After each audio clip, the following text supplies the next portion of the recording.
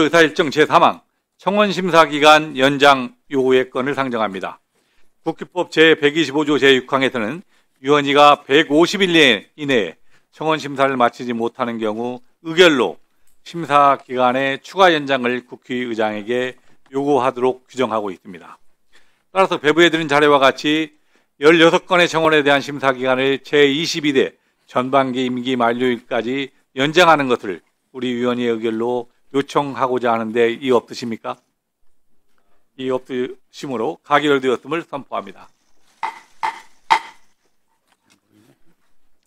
다음은 고유 법안을 상정하여 심사하겠습니다. 그러면 의사일정 제4항부터 40항까지의 안건을 일괄하여 상정합니다. 구체적인 안건명은 배부해드린 의사일정을 참고해 주시기 바랍니다. 효율적인 효율진행을 위해 제안 설명은 노트북에 게재된 자료로 대체하고 바로 전문위원회 검토 보고를 듣도록 하겠습니다. 먼저 정환철 수석전문위원 나오셔서 제4항부터 15항까지 검토 보고해 주시기 바랍니다. 네, 수석전문위원입니다. 의사일정 제4항부터 제15항까지 12건의 법률안 주요 사항을 요약 발췌해 보고드리겠습니다. 의사일정 제4항 이건태 의원 대표 발의 검찰청법 일부 개정안은 검사는 자신이 수사 개시한 범죄에 대해서는 공소 제기 외에 공소 유지도 할 수 없도록 명시하는 등의 내용을 담고 있는데 수사와 기소를 더욱 엄격히 분리하여 수사, 기소의 공정성 등을 제고하려는 취지입니다.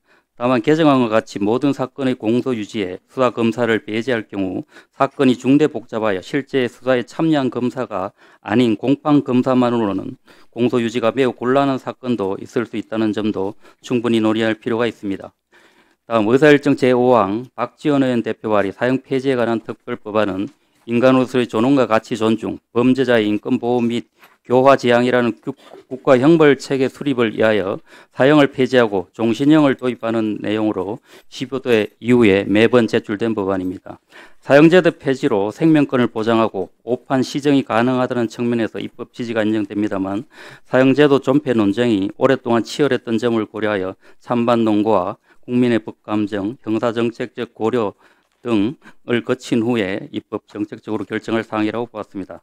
다음 의사일정 6항 권영세 의원 대표 발의 출입국관리법 일부 개정안은 강제 퇴거 명령서가 발급된 구속 피의자에 대하여 사법경찰관이 불송치 결정을 할 경우에 석방과 동시에 출입국관리 공무원에게 인도하도록 하는 내용을 담고 있습니다. 이는 형사소송법 개정으로 경찰이 수사 종결권을 가지게 된 점을 고려하여 입법 취지가 인정된다고 보았습니다. 다음 5쪽으로 넘어가도록 하겠습니다.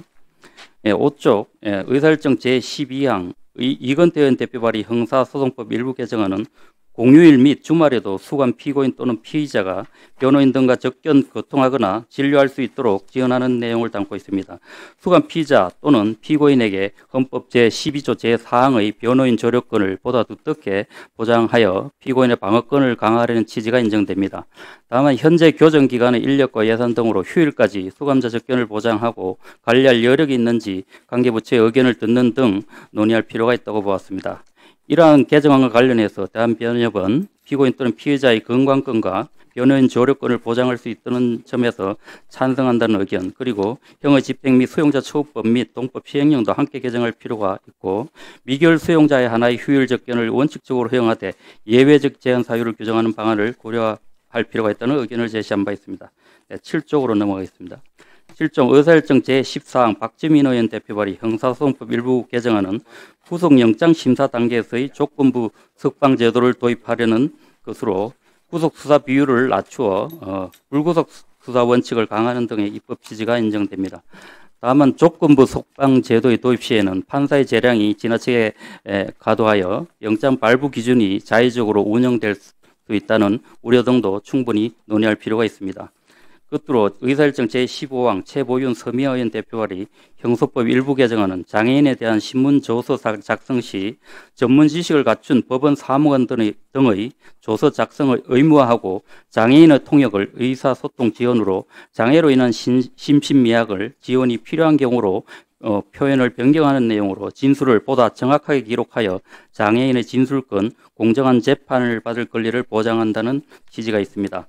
다만 장애 유형에 대한 전문 지식과 의사소통 능력을 갖춘 인력 채용과 양성 교육 프로그램 예산이 필요한 점, 적합한 인력이 없을 경우에는 오히려 재판 지연 요소로 작용하여 신속한 재판을 받을 권리와 충돌할 수 있다는 점 등에서도 충분히 논의할 필요가 있다고 보았습니다. 이상 보고를 마치겠습니다. 수석 전문위원님 수고하셨습니다. 다음으로 김성한 전문위원 나오셔서 제16항부터 제22항까지 검토 보고해 주시기 바랍니다. 네,